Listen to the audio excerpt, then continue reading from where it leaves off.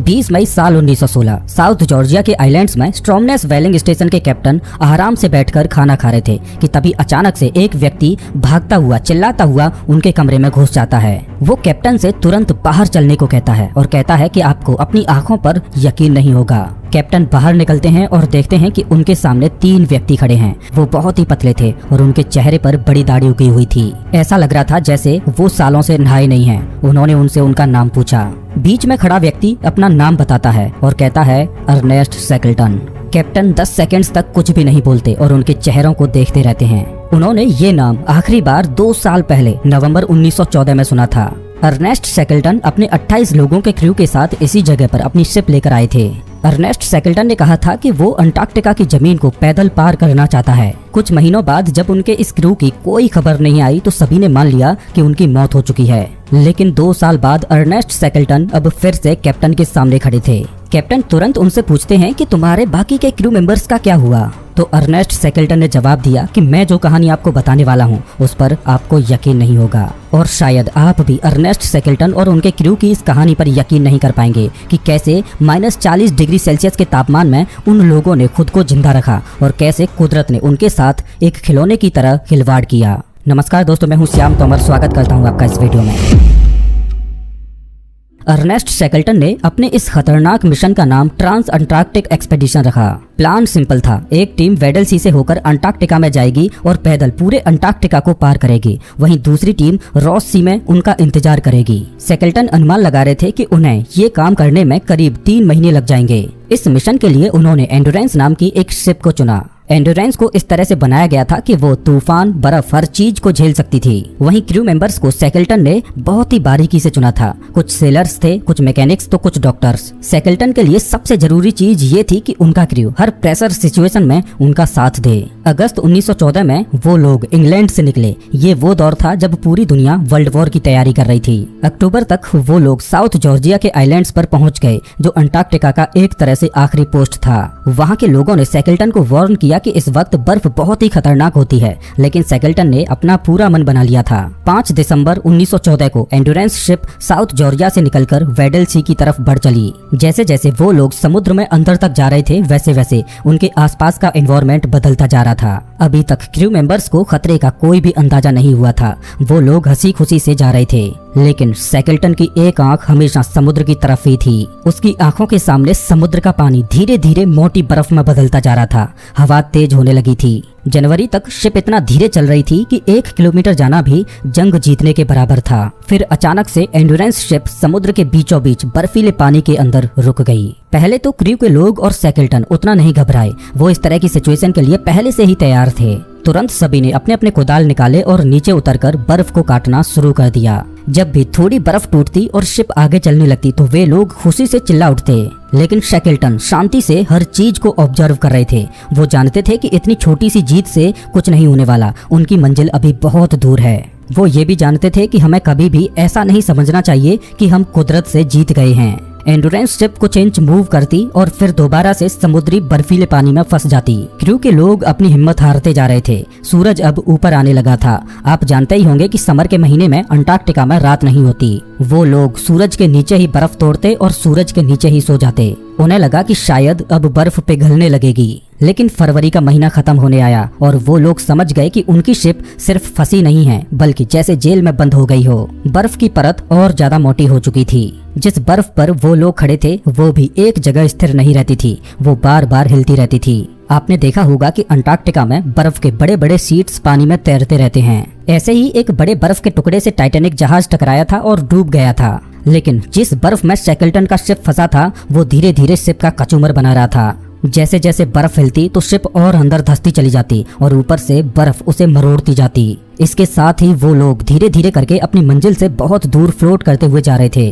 वो बर्फ का बड़ा टुकड़ा उन्हें वेडल सी के और अंदर ले जा रहा था। शैकल्टन ये सब होते हुए अपनी आंखों के सामने देख पा रहे थे, लेकिन वो अपनी क्रू मेंबर्स की हिम्मत को खोना नहीं चाहते थे। उन्होंने उन्हें हर दिन एक रूटीन पर लगा दिया था। वो लोग कुत्तों के साथ खेलते, बर्फ के ऊपर फुटबॉल खेलते और फिर शिप के आसपास की बर्फ को तोड़ने में जुट जाते। अब शैकल्टन ने अपने सपने को टूटते हुए महसूस कर लिया था। वो समझ चुके थे कि अब अंटार्कटिका को पार करना इम्पॉसिबल हो गया है। उनका मिशन शुरू होने से पहले ही खत्म हो चुका था। मार्च तक तापमान बहुत ही कम होने लगा था। हर दिन -20 डिग्री सेल्सियस से -30 डिग्री सेल्सियस तक तापमान रहता। एंडोरेंस शिप मानो बर्फ की कब्र में जा चुकी थी। उनका खाना भी धीरे धीरे कम होता जा रहा था। अब क्रू मेंबर्स हर दिन पेंगुइन्स और सील्स का शिकार करने के लिए जाते थे।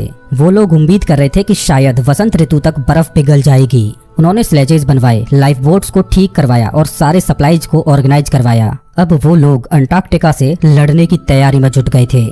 अप्रैल का महीना आया और बर्फ के वो शीट्स और वॉयलेंट तरीके से हिलने लगे। बर्फ के क्रैक होने की तेज आवाजें आने लगी, जैसे मानो तोप के गोले चल रहे हों। और बीच में उनकी एंडोरेंस शिप फंसी हुई थी। 14 अप्रैल को एक वेव ने एंडोरेंस शिप के तख्ते को तोड़कर रख दिया। स्टील बोल्ट्स गोली की तरफ बाहर आने लगे और शिप में पानी भरना शुरू हो गया। शैकल्टन ने तब सभी को आवाज दी कि शिप को तुरंत खाली कर दिया जाए। मई तक सूरज पूरी तरह से गायब हो चुका था। क्रू मेंबर्स ने बर्फ के ऊपर ही अपने टेंट्स लगा लिए और उसे द ओशियन कैंप का नाम दिया। उनकी लाइफ बोट्स वहीं पास में रखी हुई थीं। वहां ठंड इतनी ज्यादा थी कि सभी क्रू मेंबर्स को एक साथ चिपक कर सोना पड़ता था। शिप पर उनके साथ एक फोटोग्राफर भी था, जिसने फंसी हुई शिप के फोटोज लिए, जिन्हें आप अभी अपनी स्क्रीन पर देख पा रहे हो।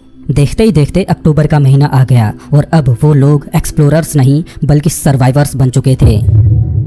9 महीनों से एंडोरेंस शिप बर्फ में फंसी हुई थी और अभी तक वो लोग करीब 2000 किलोमीटर तक गलत दिशा में फ्लोट कर चुके थे। फाइनली 21 नवंबर 1914 को एंडोरेंस शिप पूरी तरह से टूट गई। उसके बस कुछ टुकड़े ही बर्फ के ऊपर पड़े थे, बाकी का पूरी शिप समुद्र के अंदर समा गई। क्रू मेंबर्स ने खाना पानी, टूल्स, नेविगेशनल गियर्स, रिकॉर्ड्स, हर चीज को बाहर निकाल लिया था। वो लोग अपनी हिम्मत हार चुके थे, लेकिन इस अंधेरे में अर्नेस्ट शैकल्टन उनके लिए सूरज की किरण की तरह सामने आए। उन्होंने अनाउंस किया कि उनका मिशन यहीं खत्म होता है और अब वो लोग अपने घर की ओर जाएंगे। उनके पास ना तो टेलीफोन था और ना ही कोई रेडियो। वे लोग बर्फ के एक टुकड़े पर फंसे हुए थे जो खुद फ्लोट कर रहा था और उन्हें ना जाने कहां ले जा रहा था। क्रू के लोग सिर्फ इसलिए हिम्मत नहीं हारे थे क्योंकि अर्नेस्ट शैकल्टन हिम्मत नहीं हारे थे। अब चूंकि उनके आसपास की बर्फ जमी हुई थी, इसलिए लाइफ बोट्स में बैठकर भी कहीं नहीं जाया जा सकता था। उन्होंने उस बर्फ के टुकड़े पर ही कैंप लगा लिया था।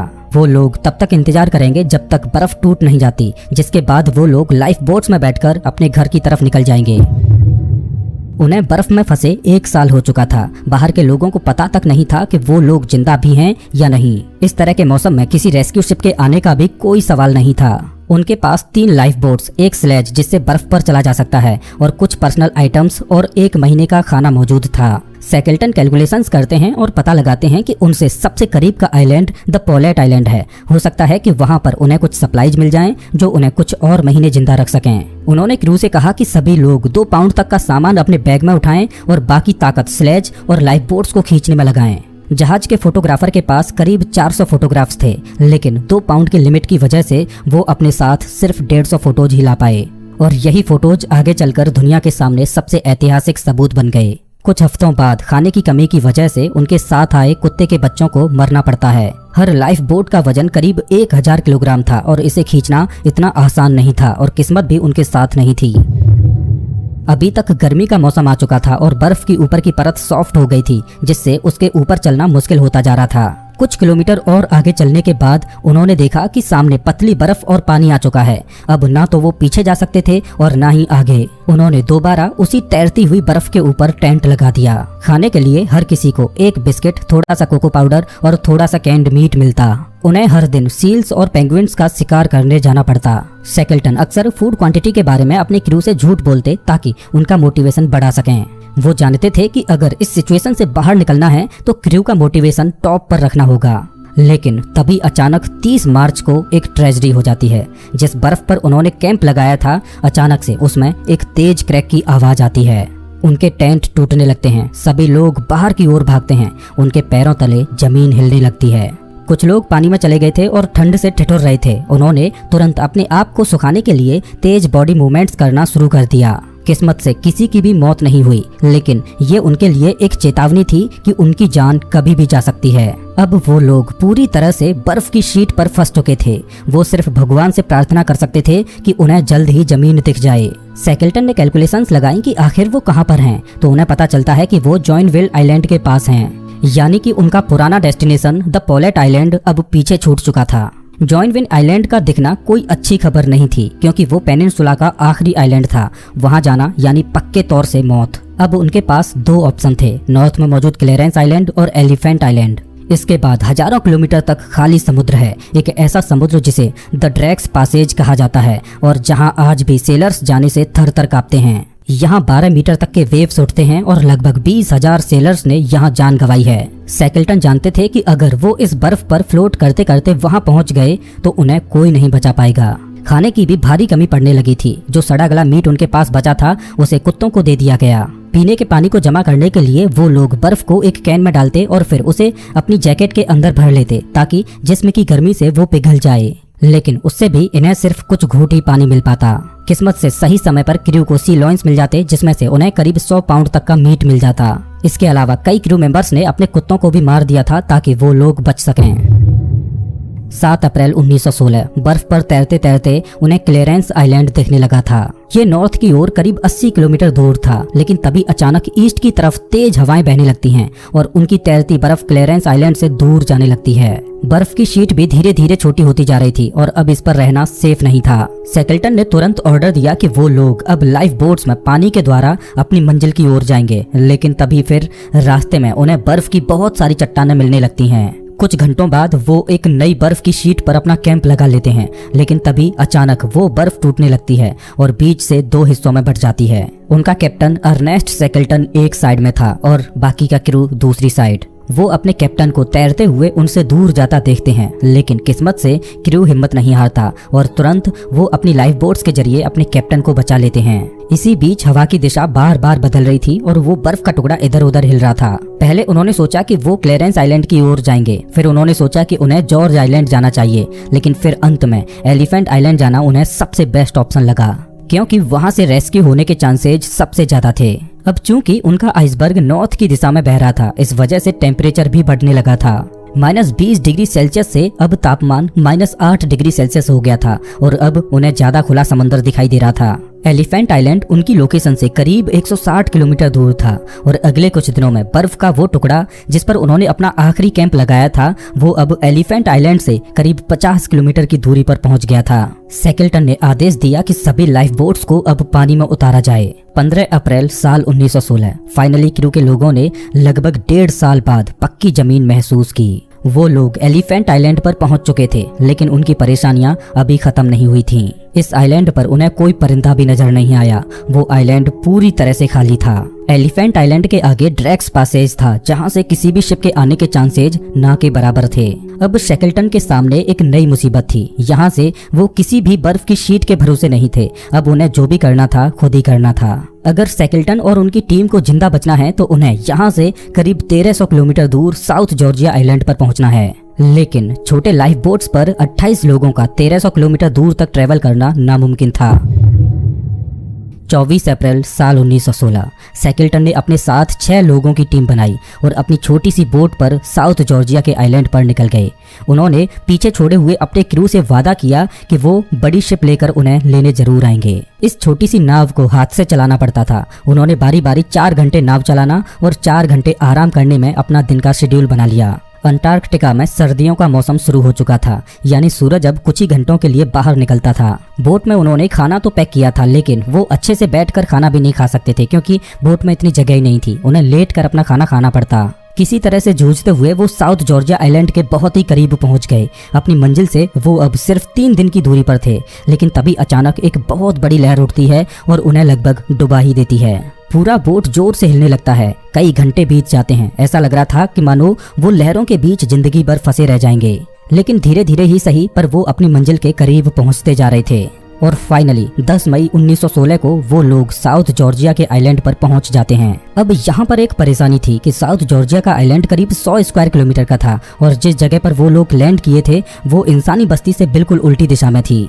अपनी लोकेशन से उस बस्ती तक जाने के लिए उन्हें या तो दोबारा बोट से होकर पूरा घूमकर जाना पड़ता, जिसमें 200 किलोमीटर का ट्रेवल करना पड़ता, या आइलैंड की जमीन से होते हुए सिर्फ 40 किलोमीटर ट्रेवल करके जाना। लेकिन दिक्कत ये थी कि साउथ जॉर्जिया का आइलैंड बड़े बड़े पहाड़ों से घिरा हुआ था। आज तक कोई भी इसे पार नहीं कर पाया था और सैकल्टन के पास तो जरूरी सामान भी नहीं था जिससे वो पहाड़ को पार कर सकें, लेकिन उसके पास और कोई रास्ता भी नहीं था। उन्होंने अपने साथ 3 व्यक्तियों को लिया और तुरंत सामने खड़े पहाड़ पर चढ़ना शुरू कर दिया।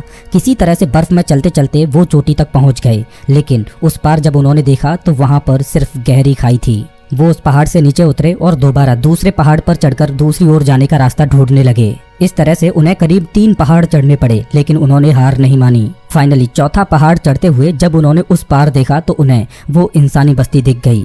उस जगह का नाम था स्टॉर्मनेस वेलिंग स्टेशन। 2 साल पहले सैकल्टन और उनका क्रू इन्हीं लोगों से मिले थे। 20 मई 1916 को अब वो वहीं दोबारा पहुंच चुके थे। वेलिंग स्टेशन पर मौजूद लोग सैकल्टन और उनके साथियों को देखकर हक्के बक्के रह गए। सबको लगा कि वो लोग अंटार्कटिका में मारे जा चुके हैं, लेकिन सैकल्टन अब उनके सामने खड़े थे। उनकी दाढ़ी बहुत बड़ी हो चुकी थी और पूरा चेहरा काला पड़ चुका था। वेलिंग स्टेशन के कैप्टन ने तुरंत उन्हें कुछ कपड़े और खाने के लिए सामान दिया।